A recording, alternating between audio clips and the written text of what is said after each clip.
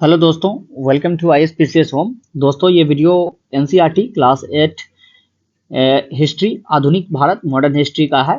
उस पे इससे पहले मैंने एक वीडियो इसका डाल दिया जिसमें चैप्टर 1 और 2 मैंने करा दिया है NCERT का क्लास 8 का, और इसमें जो है मॉडर्न हिस्ट्री पूरा दिया हुआ है, तो वो मैं आप लोगों को करा रहा हूँ। और इससे पहले जो है मैंने NCERT क्लास 6 और क्लास 7 का जो है हिस्ट्री और साइंस वो कंप्लीट करा दिया है। और अभी जो है NCERT क्लास 8 चल रहा है हिस्ट्री और साइंस, और वो जो कंप्लीट हो चुका है उसका प्लेलिस्ट भी मैंने बना दिया है, तो आप चैनल पे जाके सीरियल वाइज देख सकते हैं उसको। और दोस्तों, आप कोई भी एग्जामिनेशन की तैयारी कर रहे हैं, कॉम्पिटेटिव एग्जामिनेशन और 69th BPSC की तैयारी कर रहे हैं, तो उसके लिए मैंने ये फाउंडेशन कोर्स सबसे पहले स्टार्ट किया है। इसमें मैं NCERT जो है आप लोगों को पूरा कंप्लीट करा दूंगा, और उसके बाद जो है बेस्ट सप्लीमेंट्री बुक जो होगा उससे भी मैं आपकी तैयारी करा दूंगा, ताकि कहीं से भी कोई भी क्वेश्चन जो हो अगर डीपली भी पूछे, NCERT से भी पूछे, तो आप उसको सॉल्व करने में सक्षम हो। और जो कोई सप्लीमेंट्री बुक से भी आएगा तो वो भी आप जो है सॉल्व कर लेंगे, क्योंकि मैं सारे बुक से जो है आपको एक एक चीज जो है एक एक पॉइंट आपको करवा दूंगा यहाँ पर। तो और दोस्तों, जो भी मैं पढ़ाता हूँ तो उसका PDF जो है मैं टेलीग्राम पे डाल देता हूँ, और टेलीग्राम का नाम इसी चैनल के नाम से है, ISPCS होम। आप जो है वहां से जो है आप और लिंक भी आपको डिस्क्रिप्शन बॉक्स में मिल जाएगा, तो वहां से आप जो है टेलीग्राम पर जुड़ सकते हैं लिंक से। और दोस्तों, अगर वीडियो पसंद आए तो इसे लाइक कर दीजिएगा और चैनल को सब्सक्राइब कर दीजिएगा। और दोस्तों, मैंने एक एंशिएंट, मेडाइवल और ये मॉडर्न हिस्ट्री जो है कंप्लीट एक ही वीडियो में जो है, जो घटना चक्र की दृष्टि जो आती है, चित्रात्मक जो होती है, वो पिक्टोरियल रिप्रेजेंटेशन होता है, तो उसको पूरा मैंने एक ही वीडियो में कंप्लीट कर दिया है। 7 घंटे का वीडियो है, उसको अगर आप देख लेते हैं तो वहां से भी आपकी इतिहास की तैयारी जो है बहुत अच्छी हो जाएगी। बहुत अच्छे से उसमें दिया हुआ है, और उसको मैंने बहुत अच्छे से एक्सप्लेन करके आप लोगों को बता दिया। तीनों इतिहास के तीनों भाग को जो है मैंने उसमें एक्सप्लेन कर दिया एक ही वीडियो में। उसको आप लोग जरूर देखिए, चैनल पे आपको अवेलेबल है, वो मैराथन वीडियो है। उससे आपका जो है बहुत, अगर आपने पढ़ लिया है पहले से भी, तो आपका रिविजन बहुत अच्छे से हो जाएगा। खास करके आप अगर अभी नहीं तो रात के सोने के टाइम में जो है उसको लगा लीजिए, और जो सुनते हुए सो जाइएगा, तब भी जो है आपको बहुत सारी चीज उसमें आपको समझ में आ जाएगी। तो दोस्तों, आज का वीडियो शुरू करते हैं। ये तीसरा चैप्टर मैं जो है वो है ग्रामीण क्षेत्र पर शासन चलाना। तो उसको देखते हैं कि ग्रामीण रूरल एरिया पे जो है से ब्रिटिश सरकार जो है शासन चलाता था, उसके बारे में है। तो शुरू करेंगे। तो दोस्तों, वीडियो अगर पसंद आ जाए तो इसे लाइक कर दीजिएगा और चैनल को सब्सक्राइब कर लीजिएगा। तो आइए शुरू करते हैं। पहला क्वेश्चन हम देखते हैं। 18वीं सदी के द्वितीयार्ध में बंगाल के संदर्भ में निम्नलिखित कथनों पर विचार कीजिए। तो 18th सेंचुरी में जो बंगाल में हुआ उसके रेस्पेक्ट में कहा गया है कि उसके रेस्पेक्ट में जो है कुछ बातें दी गई हैं, स्टेटमेंट दिया गया है, उसको जो है आप लोग देखिएगा। ये हिंदी में दिया होता है MCQ फॉर्मेट में, और मैं हिंदी इंग्लिश दोनों में इसको एक्सप्लेन कर देता हूँ ताकि दोनों मीडियम के बच्चे जो है इसको समझ सके। तो पहला, इस कालखंड में बंगाल में भीषण अकाल पड़ा जिससे लगभग 1/3 आबादी समाप्त हो गई। तो ये कथन सही है कि बंगाल में जो है इस कालखंड में जो है से काफी भीषण अकाल पड़ा था। इस पे जो है से ब्रिटिश सरकार की नीतियों की वजह से, पॉलिसी की वजह से जो है ये अकाल खास करके पड़ा था। और वो जो है से फूड क्रॉप जो है, खाद्य फसल को जो छोड़कर जो है वो कमर्शियल क्रॉप्स की तरफ जो है ज्यादा ध्यान देने लगी, और उसको उगाने के लिए बोलती थी सरकार, जिसकी वजह से जो है भूमि भी बंजर हो गई, और जो है खाद्य फसल की जो है कमी हो गई। और वहां जो है से खास करके 1770 में जो है रॉबर्ट क्लाइव ने जब डायरकी लागू कर दिया था, तो उसका और जो है से वो धन निष्कासन का सिद्धांत भी बहुत वहां पे काम कर रहा था। तो 1770 में जो है से बहुत भयंकर अकाल जो है से बंगाल में पड़ा था। तो ये कथन सही है। इस कालखंड में गवर्नर जनरल वारेन हेस्टिंग के कार्यकाल के दौरान कंपनी ने राजस्व आय के लिए अस्थायी बंदोबस्त नामक एक व्यवस्था लागू की गई। तो ये कथन गलत है कि अस्थायी व्यवस्था जो लागू की गई थी वो कॉर्नवालिस के टाइम में लागू की गई थी 1793 में। वारेन हेस्टिंग जो है 1786 तक जो है वो गवर्नर जनरल बंगाल का था, और उसके टाइम में जो है वो रिंग फेंस पॉलिसी जो है वो लागू की गई थी। और कॉर्नवालिस के टाइम में जो है सो ये लागू की गई थी ये पॉलिसी, अस्थायी बंदोबस्त, परमानेंट सेटलमेंट।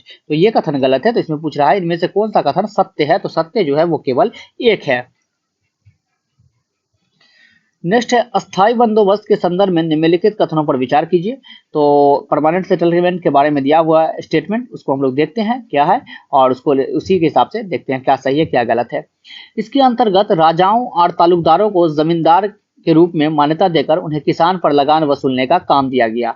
तो ये कथन जो है वो सही है कि इसके अंतर्गत जो था अस्थायी बंदोबस्त के अंतर्गत जो है तालुकदार और जमींदार को जो है राजाओं और तालुकदार को जो है जमींदार का जो है से मान्यता दे दिया गया और उनसे कहा गया कुछ शर्तों पे कि आप जो है से टैक्स जो है किसानों से आप वसूलिए और कंपनी को जो है से आप टैक्स उस वसूल के जो है कंपनी को दीजिए।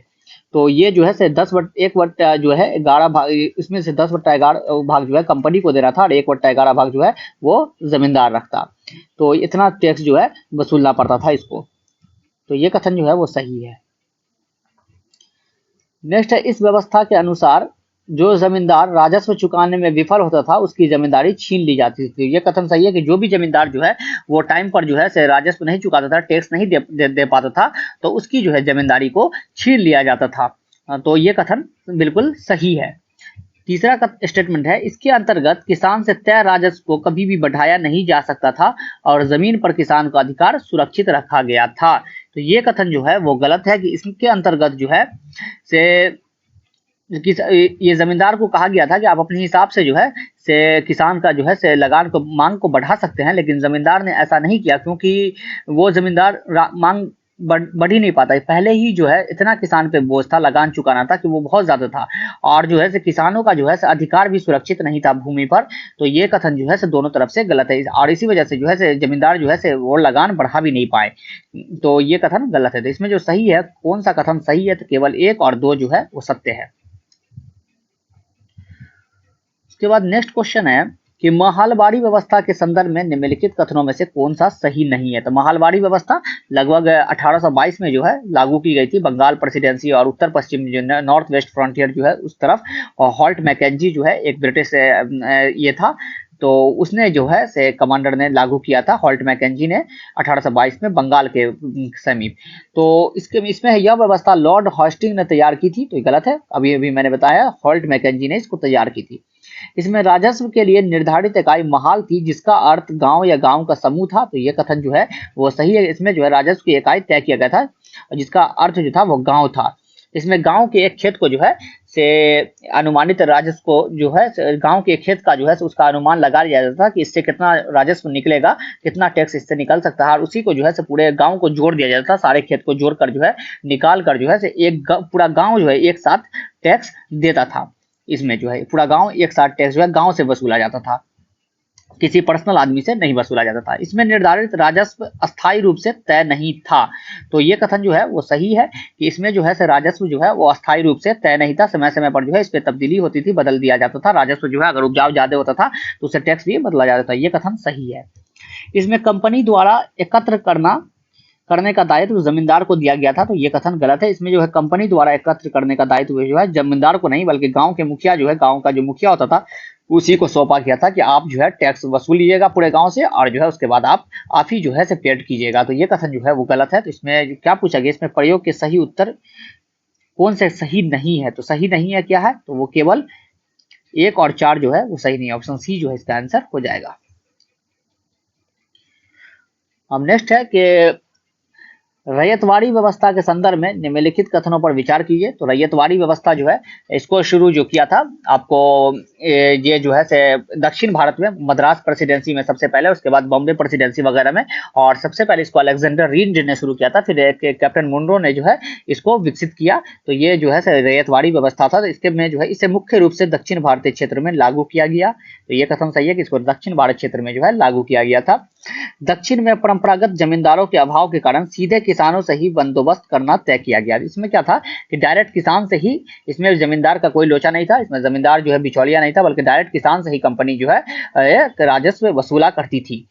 इस व्यवस्था को टॉमस मुनरो ने विकसित किया। तो ये कथन सही है कि इसको जो है अलेक्जेंडर रीड ने जो है स्टार्ट किया था और इसको जो विकसित किया था वो टॉमस मुनरो ने किया था। तो ये तीनों कथन जो है इसमें सही है। तो इसका जो आंसर हो जाएगा वो हो जाएगा ऑप्शन डी।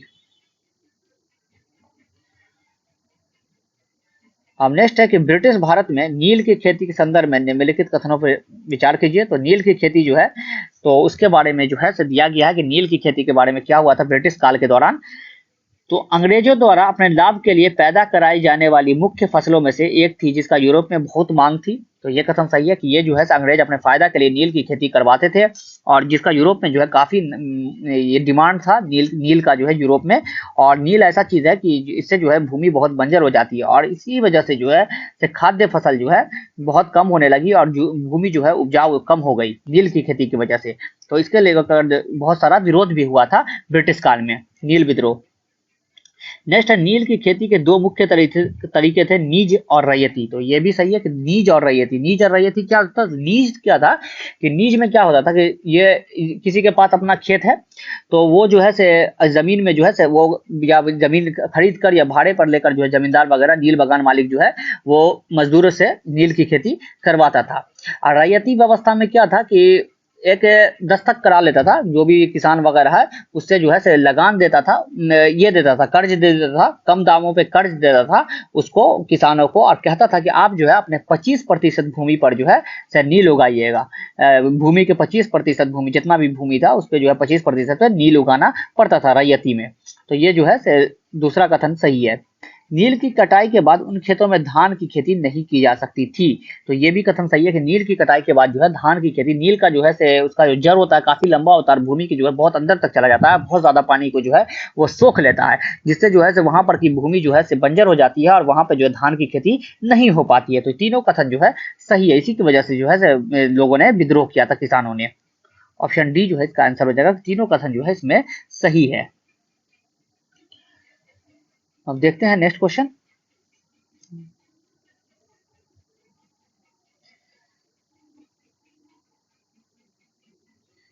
ब्रिटिश काल में बगान मालिकों तथा नील की खेती करने वाले रैयत के मध्य टकराव के संदर्भ में निम्नलिखित कथनों पर विचार कीजिए। तो बगान मालिक जो था और नील की जो खेती करते थे किसान, उनके बीच में टकराव हुआ ब्रिटिश काल में, तो उनके बारे में स्टेटमेंट दिया गया है। तो क्या सही है देखते हैं। बंगाल के किसानों ने नील की खेती से इनकार कर नील विद्रोह की शुरुआत की। तो ये सही है कि बंगाल के किसानों ने 1859-60 में जो है से नील विद्रोह किया था। इसमें जो है से दो दिगंबर विश्वास और विष्णु विश्वास जो थे, उन्होंने इसका नेतृत्व किया था, और जो है से बंगाल में ये नील विद्रोह शुरू हुआ था। दूसरा कथन है, नील उत्पादन व्यवस्था की जांच के लिए नील आयोग बना, जिसने बगान मालिकों को निर्दोष बताया। तो ये भी कथन जो है वो सही है कि नील जो है से नील उत्पादन व्यवस्था के लिए जो है से आयोग बना था, नील आयोग बना था, और उसने जो है बगान मालिकों को निर्दोष नहीं बताया। ये कथन गलत है। निर्दोष जो है उसने नहीं बताया था बगान मालिकों को, बल्कि जो है दोषी पाया था, और उसके बाद जो है से नील की उन्होंने इसको नील की खेती को जो है बंद करने को कहा था, और कहा था कि अगर किसान चाहे तो अपने जो है रैयत जो है चाहे तो वो खेती कर सकता है, नहीं तो जो है अनुबंध को जो है ये मौजूदा अनुबंध को पूरा करे, जो अनुबंध है उसको पूरा कर लेगा, जो भी उसके साथ जो है से बॉन्ड हुआ था वो, और आगे जो है वो अपनी मर्जी है, उसको बंद करना चाहे, खेती करना चाहे या नहीं करना चाहे, ये उसकी मर्जी होगी। तो ये कथन जो है वो सही गलत है। चंपारण में महात्मा गांधी ने नील बागान मालिकों के खिलाफ आंदोलन का नेतृत्व किया। तो ये सही है कि चंपारण में महात्मा गांधी ने राजकुमार शुक्ल के कहने पर 1917 में जो है से महात्मा गांधी जो है चंपारण गए थे, और वहां जो है से नील के जो है से किसान का जो है उन्होंने नेतृत्व किया था। नील बागान मालिकों के खिलाफ जो नील विद्रोह हुआ था चंपारण, यहीं से जो है उन्होंने सबसे पहला सिविल डिसोबीडियंस मूवमेंट जो है स्टार्ट किया था। और महात्मा गांधी का सबसे पहला मूवमेंट जो था यही था, सत्याग्रह मूवमेंट जो था यही चंपारण सत्याग्रह ही था। तो इसमें जो है 1 और 3 जो है वो सही है। तो इसमें पूछ रहा कौन सा कथन जो है, कौन सा कथन जो है इसमें वो सही है, उपयुक्त में से कौन सा कथन सही है। तो कथन जो सही है वो 1 और 3, ऑप्शन बी जो है इसका आंसर हो जाएगा। देखते हैं नेक्स्ट क्वेश्चन। अब चौथा चैप्टर है। तो चौथा चैप्टर क्या है, आदिवासी जीकू और एक स्वर्ण युग की कल्पना। तो आदिवासी के बारे में है, आदिवासी वगैरह जो थे हमारे ट्राइबल जो थे, ट्राइब में जो रहते थे उनके बारे में है। तो देखते हैं कि पहला क्वेश्चन इसके बारे में क्या है। चौथा चैप्टर, ब्रिटिश काल में झूम खेती के संदर्भ में निम्नलिखित कथनों पर विचार कीजिए। तो झूम जो है उसके बारे में दिया गया है, झूम खेती जो है, झूम कल्टीवेशन के बारे में क्या है। इसमें लोग जंगलों में छोटे भूखंडे को, पेड़ों को, ऊपरी हिस्से को काट कर तथा वहां की घास व झाड़ियां को जलाकर साफ करके खेती करते थे। तो ये सही है कि वहां पर जो है से छोटे भूखंडों पे जो पेड़ वगैरह होता था उसको काट देते थे, और जो है से झाड़ी वगैरह था उसको जलाकर जो है वहां पर खेती करते थे उस भूमि पर। ऐसी खेती करने वाले किसान पूर्वोत्तर और मध्य भारत की पर्वतीय व जंगली पट्टियों में रहते थे। तो ये भी कथन सही है कि ऐसे खेती करने वाले जो किसान हैं वो पूर्वोत्तर और मध्य भारत में पाए जाते थे। असम वगैरह के क्षेत्र में जो है ऐसे किसान पाए जाते थे और एक जगह पे करने के बाद जो है फिर कुछ सालों के लिए जो है उस भूमि को छोड़ देते थे और फिर जो है दूसरी जगह जाकर खेती की दूसरी भूमि को काट के जो है जंगल को काट के खुद खेती करते थे। उसी को झूम कल्टीवेशन कहते हैं। तो इसमें दोनों कथन जो है वो सत्य है। तो ऑप्शन सी जो है इसका आंसर हो जाएगा। उसके बाद नेक्स्ट है कि यहाँ पे जनजाति दी गई है और विशेषता दी गई है। किस जनजाति की क्या विशेषता है तो उसको हम लोग देखेंगे। तो सबसे पहला जो है वो है गोंड और संथाल। तो गोंड जो है आपको मध्य भारत वगैरह में मिल जाएगा और संथाल जो है झारखंड के जनजाति है, झारखंड और बिहार में भी कुछ पाया जाता है। तो ये कहाँ है, इसके क्या विशेषता थी, तो ये एक जगह ठहर कर खेती करने वाले थे। तो ऑप्शन 1 जो है ऐसा इसका आंसर हो जाएगा। ये एक जगह ठहर कर खेती करने वाले थे। अभी जो हमारे राष्ट्रपति हैं द्रौपदी मुर्मू जी, वो अभी संथाल जनजाति से ही बिलोंग करती हैं। उसके बाद है खोंड और बैगा। तो खोंड जो है आपको उड़ीसा में मिलेगा। खोंड जनजाति जो है नरबली के लिए भी ये खोंड जनजाति जानी जाती है। खोंड जो है उड़ीसा में मिलेगा और मध्य भारत में बैगा मिल जाएगा। तो ये जो थे शिकारी और संग्राहक थे। ऑप्शन 2 जो है हंटर थे और गैदरर थे। ये खोंड और बैगा जो थे। उसके बाद है गद्दी और लवड़िया। तो गद्दी और लवड़िया, तो गद्दी जनजाति जो है हिमाचल वगैरह के क्षेत्र में आपको मिल जाएगी और लवड़िया जो है आपको आंध्र प्रदेश में। ये पशुपालक थे। इसका जो है 3 हो जाएगा। भील और नागा, तो भील जो है गुजरात में और नागा जो है आपको मिल जाएगा आपको नागालैंड वगैरह के क्षेत्र में। तो झूम खेती के लिए ये जानी जाती है। तो ए का 1, बी का 2, सी का 3, डी का 4। तो ऑप्शन ए जो है इसका आंसर हो जाएगा। अब देखते हैं नेक्स्ट क्वेश्चन कि ब्रिटिश काल में आदिवासी मुखियाओं तथा उनकी परिस्थिति के संदर्भ में निम्नलिखित कथनों में से कौन सा सही है। तो आदिवासी मुखिया जो होते थे ब्रिटिश काल में उनके बारे में दिया गया है। तो कौन सा कथन जो है वो सही है, कौन गलत है, देखते हैं। आदिवासी मुखियाओं का जमीन पर मालिकाना हक तो बना रहा लेकिन उनकी शासकीय शक्तियां छिन गई। तो ये सही है कि आदिवासी मुखिया का जो है जमीन पे मालिक जो मुखिया थे उनका मालिकाना हक था, लेकिन जो है जो शासन करते थे वो पावर जो है इनकी छीन ली गई। आदिवासी मुखियाओं को अंग्रेजों के प्रतिनिधि के रूप में काम करना पड़ता था तथा उन्हें नजराना देना पड़ता था। तो ये भी कथन सही है कि इनको जो है आदिवासी के जो मुखिया थे वो अंग्रेजों के प्रतिनिधि के तौर पे काम करते थे और जो है ब्रिटिश को जो है नजराना भी पेश करते थे। तो ये दोनों कथन जो है इसमें सही है। अंग्रेज के आने से पहले कई जगह पर आदिवासी मुखियाओं को अपनी पुलिस होती थी और वे जमीन एवं प्रबंधन के स्थानीय नियम खुद बनाते थे। तो ये सही है कि वहां पे जो है आदिवासी मुखिया की अपनी पुलिस होती थी और वो अपने हिसाब से नियम कानून वगैरह बनाते थे और फैसला भी करते थे। लेकिन जब अंग्रेज आए तो अंग्रेज का नियम कानून जो है उन पर लागू हो गया। तो और यही सब वजह थी जिसकी वजह से आगे चलकर जो है बहुत सारा आदिवासी विद्रोह, जनजाति विद्रोह हुआ था। तो ये तीनों कथन जो है वो सही है इसमें। तो ऑप्शन डी जो है इसका आंसर हो जाएगा कि तीनों कथन इसमें जो सही है। अब देखते हैं नेक्स्ट क्वेश्चन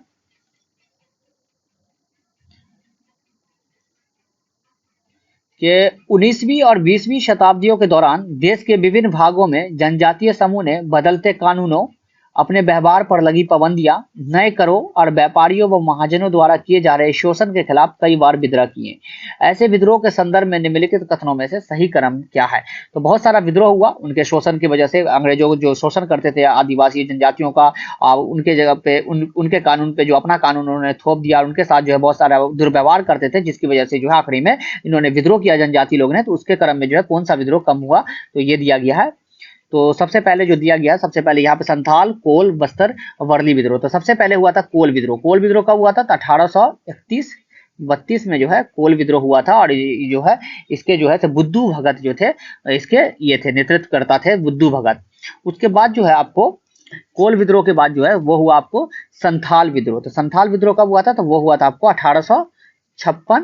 1855 में जो है संथाल विद्रोह हुआ था। 4 भाई जो है सिद्धू कानू और चांद और भैरव ने इसका नेतृत्व किया था। उसके बाद जो है से आपको हुआ था बस्तर विद्रोह। तो बस्तर विद्रोह कब हुआ था, तो बस्तर विद्रोह हुआ था आपको 1910 में। 1910 में हुआ था और इसका जो नेतृत्व किया था वो किया था गुंडाधुर ने। गुंडाधुर नाम के आदमी थे, उन्होंने जो है इसका नेतृत्व किया था, क्या नाम है, बस्तर विद्रोह का।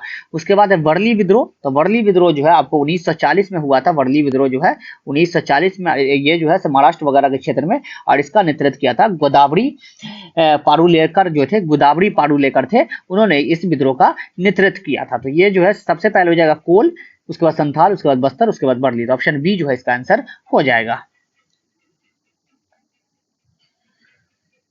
उसके बाद नेक्स्ट है 5वां क्वेश्चन है, देखते हैं। बिरसा मुंडा के आंदोलन के संदर्भ में निम्नलिखित कथनों पर विचार कीजिए। तो बिरसा मुंडा का जो आंदोलन हुआ था लगभग 1895 से लेकर 1900 के बीच में जो है ये आंदोलन शुरू हुआ था।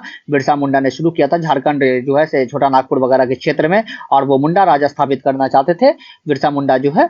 और जो रिवोल्ट जो हुआ था मुंडा रिवोल्ट, उसको जो है उलगुलन भी कहते हैं, ग्रेट टुमुल्ट भी कहते हैं जो इसको है। और बिरसा मुंडा को जो है से धरती आबा का अवतार माना गया था। और ये इन्होंने कहा था कि सिंह बोंगा की पूजा करने के बारे में इसने कहा था, एक देवता की पूजा, तो उसके बारे में दिया गया है। बिरसा मुंडा के बारे में देखते हैं। बिरसा ने अपने समर्थकों को दीकुओं के उत्पीड़न से आजाद करने के लिए आंदोलन किया। तो ये सही है कि बिरसा ने जो है अपने समर्थक को जो है से दीकू किसको कहते थे, जो बाहर से आकर जो है जंगलों में अपना कानून वैसा, अंग्रेज या कोई जमींदार वगैरह को भी बाहर से आने वाले को दीकू ही कहते थे ये लोग। तो ये जो है उत्पीड़न के आजाद कराने के लिए आंदोलन किया। तो ऑप्शन 1 जो है वो सही है। बिरसा का आंदोलन आदिवासी समाज को सुधारने का आंदोलन था। इसी क्रम में उसने ईसाई मिशनरियों और हिंदू जमींदार दोनों का विरोध किया।